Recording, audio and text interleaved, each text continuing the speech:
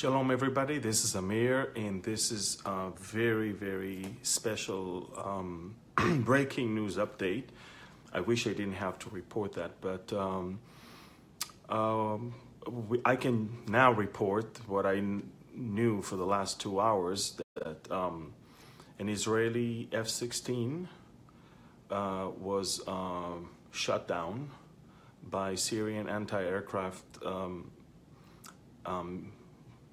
fire, and he managed to get back to Israeli space.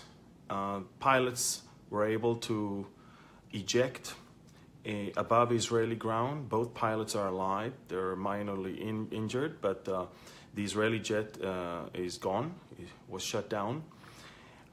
This is an escalating situation in northern Israel right now. 2.5 hours ago, Iranian drone was intercepted flying towards Israel.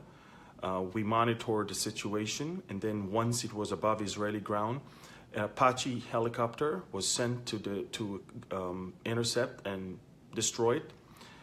Side by side with that, Israeli F-16s were immediately sent to destroy Iranian targets in Syria. And throughout that activity, an Israeli plane was damaged, and the pilots had to return back, eject and abort, and the plane is crashed and the pilots are alive. This is by far the most severe incident since the war with Lebanon in 2006, and the situation is still undergoing. We're still having tremendous military activity in the northern part of Israel, on the ground and in the air. The situation is very delicate right now.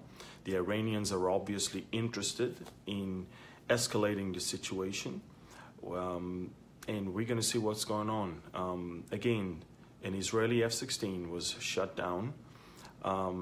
Pilots managed to fly back to Israeli airspace and ejected, and they're alive, thank God.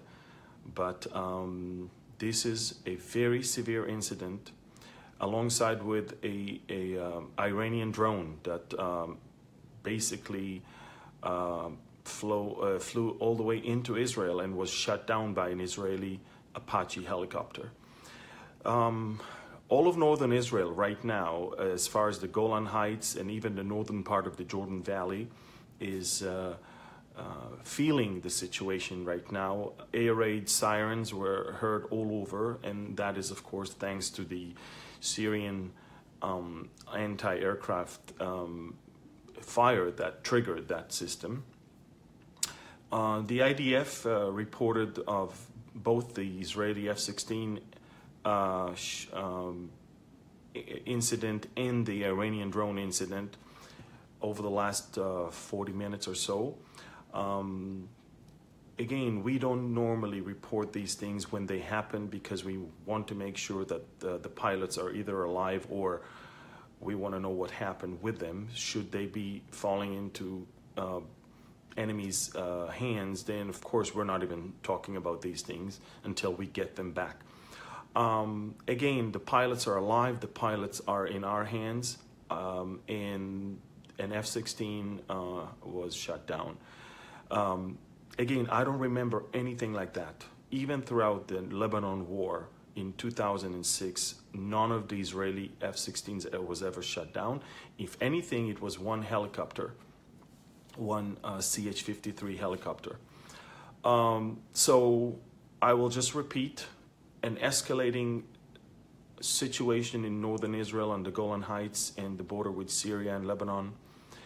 An F-16, Israeli F-16, was shut down by Syrian anti-aircraft rockets and fire. He managed to fly all the way back to Israel, and the plane was ejected. The plane crashed in Galilee, basically, and pilots were able to eject, and they're alive, thank God. Around 4 a.m., the Iranian drone was intercepted entering into Israel. In fact, we monitored the situation before he the drone entered Israel, and we immediately sent the Apache helicopter because the drone was very low. An F-16 wouldn't really help here.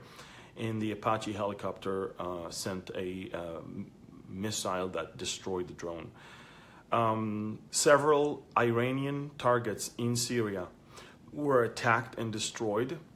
But the fact that our aircraft got hit is very, very alarming and will cause us to recalculate our steps as we deal with the Iranian entrenchment in Syria.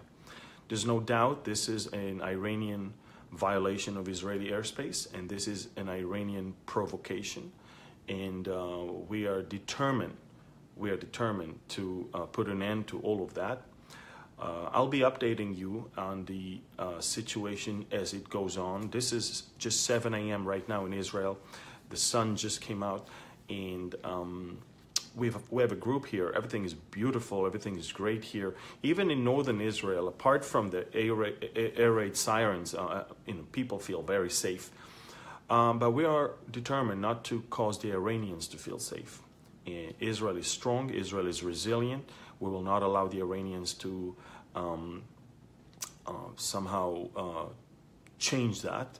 And please stick to Behold Israel for more information. I'm filtering the information because there's a lot of disinformation here, and there's some information that I believe it's none of the business of people.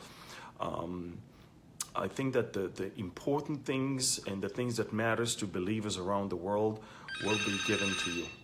So I'll stay in touch with you guys as much as I can, and all I can say is that we could use your prayers, and all I can also say is that I'm super excited. I'm not afraid. I think that believers should not be afraid, and if anything, I think that believers should look up, because our redemption is drawing near. We're not surprised of the Iranian entrenchment in Syria. We're not surprised of the Russian presence there. We're not surprised at the Turkish presence there. We know all of those things. The military analysts may not understand all of that. Political analysts may not really realize what it's all about, but we do. We know the times, we know the seasons, we know the players that are supposed to take part in this last scene of the last hour of these last days. And we are super excited because the Word of God is so accurate and so reliable and so, I would say, authentic. And we can rely on not only the descriptions of war, but also the promises that we have as the children of God, that Jesus is about to take us. And so I'm excited about all of that.